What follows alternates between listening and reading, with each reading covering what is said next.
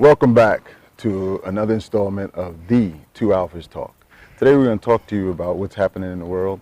We all understand the pandemic that we're under, and COVID-19 has pretty much screwed everything up across the globe.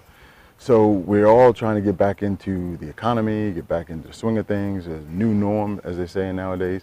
So we're trying to adapt to that. So hopefully we'll be back and we can get some videos out to you guys. We have a few things that we want to talk to you about, not only washing your hands and if you're in areas that you have to wear a mask, then you wear a mask and you abide by the laws and all those things like that.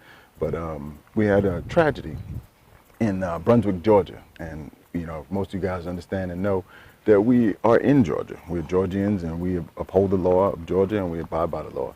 So the tragedy was a young man who was out jogging, and two guys, whether you like it or not, they thought they were doing right. They thought that they were protecting their neighborhood, and they thought they were defending property, so to speak. And they were, this guy was suspected of being a burglar. Okay, so you can read about it, you can look it up on Google and find out all the details and other pieces of information that have been pressed to us. But we don't know what happened. We don't know what happened. We got the video, and you saw the video, and you can make your own, draw your own conclusions from it. It's kind of real easy to figure out. But those are the things that when we teach classes, we go into the legal aspect and what you can and cannot do. So with that, I do want to put our prayers and condolences out to the family of the young man who lost his life on that tragic incident. For me, looking at the video, yes, the video looks incriminating. It looks like the two guys gunned him down or assaulted the man and gunned him down. So I just want I want our Attorney General, I want our Governor, I want the GBI to do something and get this to the grand jury as soon as possible. And that's why I urge everybody to actually put the pressure on. Put the pressure on those guys and make this happen. And once we get this thing to a grand jury, now I don't want that grand jury to be in that same town. I want that grand jury to be outside that town, because we've seen this has happened in February, right? And now the video's been released mysteriously. So there's something going on in that area. I don't know what it is. I don't want to say what it is, but I do want to say we need outside influences to get this thing solved. Mm-hmm. It's a, as we've said already, it's a tragedy.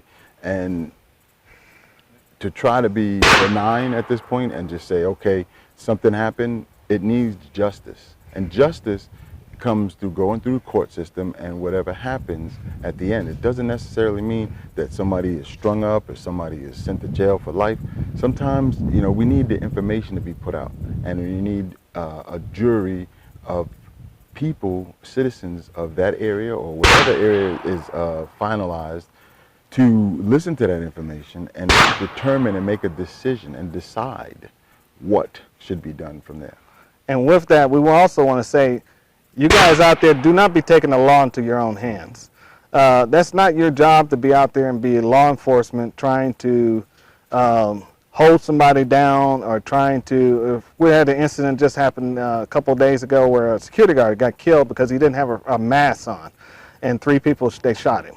You know, that's not your job to... Actually, it was the other way. He told them to put masks on. Oh, he told them to put masks on? And they refused, and the lady got offended, and she came back with her husband and her son, and they killed him because he was enforcing the law. Right. He was a security guard who had been given the task of telling people at the door, if you come in, you have to have a mask. And right. He decided that these people are not wearing masks, you can't come in. And it was a lady by herself.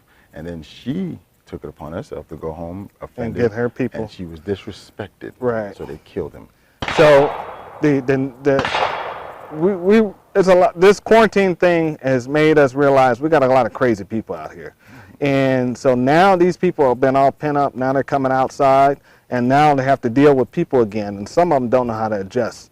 So be careful, and like I said, don't be taking the law into your own hands. If you live in a homeowner association, somebody's walking down the street, and you've never seen them before, call the police. That's not your job to get out there and try to ID that person. And if that person runs off on you, what are you going to do? Tackle the person? Mm-hmm. That's not your job to do that. And if you're ever in the military or you're ever a police officer, even if you're retired, once you resign, you're not police anymore. Right. You don't have the authority to force anyone to do something that they don't want to do.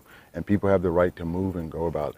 If you're helping or assisting an officer of the law directly and that person tells you to do something, you can then make a decision whether you're going to do it or not. You still don't have to do it. Some states you can be charged for not helping and assisting a lawful order from a police officer, but it's still up to you. It's up to you. So if you get involved, we see plenty of videos of citizens getting out of cars and coming to the aid of an officer, and the officer is thankful that the person came and helped them. But then we see what we saw in Brunswick. Yeah. You don't have the authority to do that, don't do it. And I know people out there are going to say, well, there was citizen arrest. Look that up. Look up citizen arrest in your state and see if you want to be a part of that. If you have a problem with my decision on what's going on and what I just said, don't even talk to me. That's my personal opinion. You know what I'm saying? Yeah, leave a comment. We will respond to it in text. Right. But we're on social media, Instagram, Facebook page, and YouTube. So look for our videos, and we'll try to come back as much as possible. We will answer your texts, but don't be crazy on them. You know what I'm saying? Because all the information hasn't been released yet. Right. And we got plenty to go. It's just the start of it. But the good thing is, as Al said just now, this happened in February. And we're starting to see a swell of information, and the wheels of justice are slow, but at least there's turning now. And there's a lot of emotion going around right now, so just keep your emotion in check. You know, talk to people, talk it out, and don't take it to a physical level if you can. You know? And we'll see you on the range next time. See you on the range, guys. All right.